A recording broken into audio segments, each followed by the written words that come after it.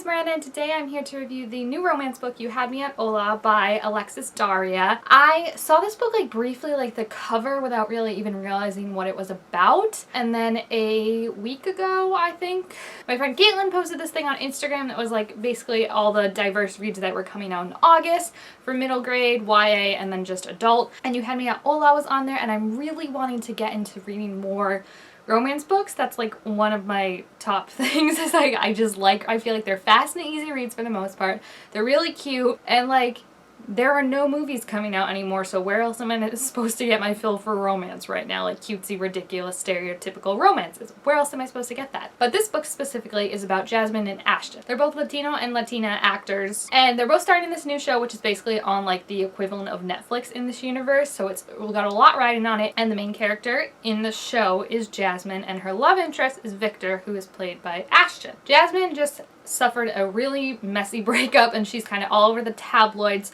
after getting dumped publicly by her rock star ex-boyfriend. Ashton, on the other hand, is a telenovela star. He's well established, and he's looking for his next stepping stone into really getting into Hollywood and movies and stuff like that. But he is very reserved and protective of his family because he has a son that he keeps kind of hidden from everyone, because when his son was around 1, someone broke into his house and threatened the kid and just, obviously shook up the whole kind of safetiness he had around it. So he's been hiding this kid and his whole family life, and basically just doesn't get close to his coworkers, doesn't do any of that. Jasmine, on the other hand, her whole thing is she doesn't want to be involved with a coworker. She wants to focus on her career, on being her own badass woman, and not needing validation in a man or a man's love, since that's something she has struggled with for a while, and her latest breakup is just kind of fueling that. She wants her career to speak for itself, and for her not to be all over tabloids just for who she was dating, and not being questioned constantly about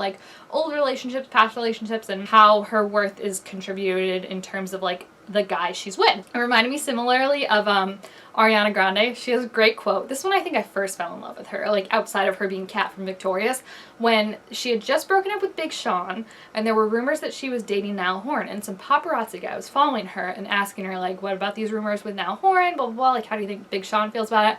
And she rolled down the window, or was getting in her car or something. She was I'm not answering any more of my questions about my love life. I'm not Big Sean's ex. I'm not potentially Niall Horan's new girl. I'm Ariana fucking Grande, and if that's not interesting enough, go talk to someone else. And it was just kind of that whole attitude encompasses what Jasmine is trying to get in this, out of this show. She wants it to be her big break. She wants it to show that her work can speak for itself. Those, I guess, mainly reality stars, but where them more for who they're dating than actually what they do with their career, stuff like that. She doesn't want to fall into that trope. So Ashton and Jasmine, for all intents and purposes, should not get along. They're both need to do their own thing, keep their separate ways, but this is a romance book. So of course, there's gonna be an attraction. And Ashton, I like to picture Raphael from Jane the Virgin as Ashton, even though he's a couple years younger than what Ashton really would look like, but I think it's not that far off, and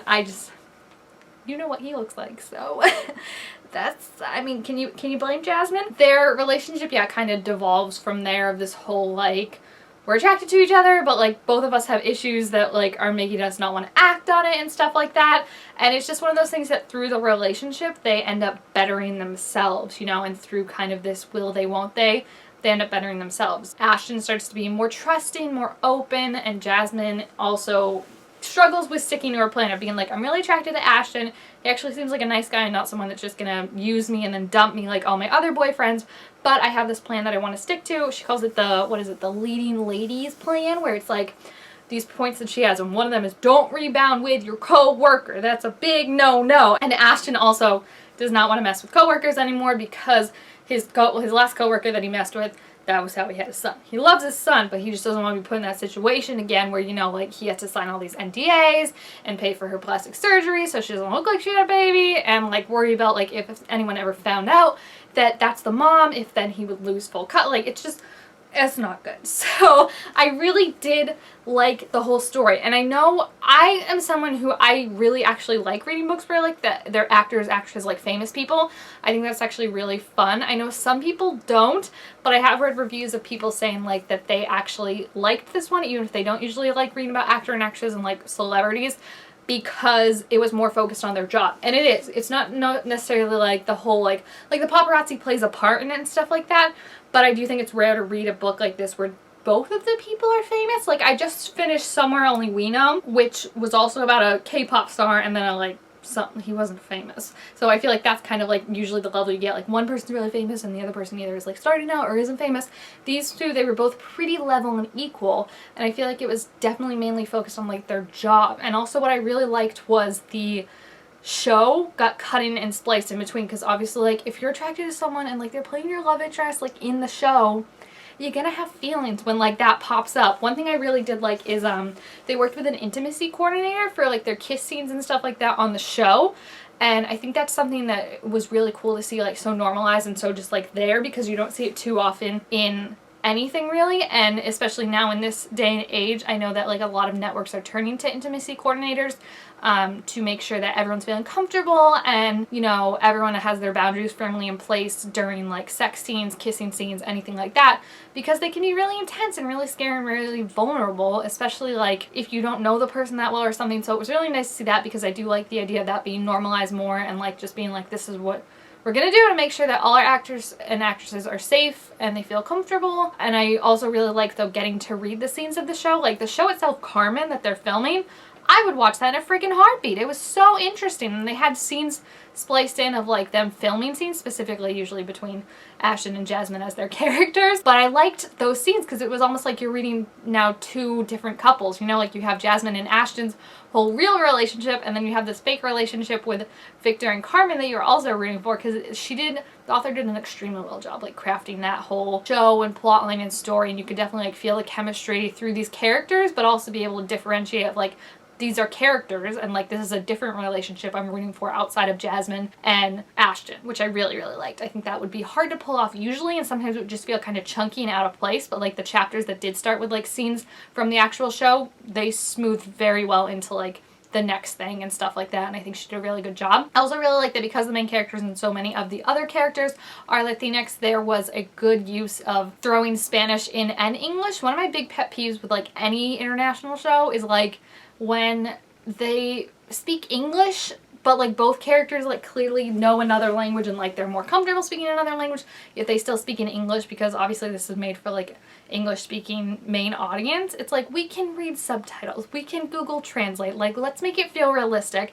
And that's what it was. Like these characters, Jasmine didn't know as much Spanish, she kind of learned throughout the book, but Ashton and then his family, a bunch of Jasmine's family, and a lot of people on the Carmen set spoke it fluently, so it would be mixed in kind of with English, or like they would even revert to it when they were angry or frustrated or something happened, you know, that they needed like a moment to think about. And I feel like that felt very realistic, and I really like that, because not everyone would do that. So I feel like that kind of made it feel even, you know, that's the whole thing of own voices, is if someone who didn't have this background writing this, you might not have gotten that, because to them it's not a thing they ever have to think about, you know, of like, I don't speak another language. I mean, I kind of know a little Norwegian. En litt Norge, that's about it. So for me, I think it's the coolest thing if you know another language. So yeah, like my grandparents are Portuguese, and I hear them all the time. Like they'll start a conversation in English and finish in Portuguese. Some words are easier to say in Portuguese, so like that's just, yeah, a no duh thing that I think we definitely need to see more representation of. Overall, really, really like this book. I will say Jasmine, towards the end, I didn't love some of the decisions she was making. I feel like they were very selfish. And I do feel like we kind of got into that territory of Jasmine being like, I'm a strong female character, I don't need no man, but then was like constantly thinking about the man, like towards the end, like I'm saying, after, you know, the big dramatic thing happens that always happens in a romance book,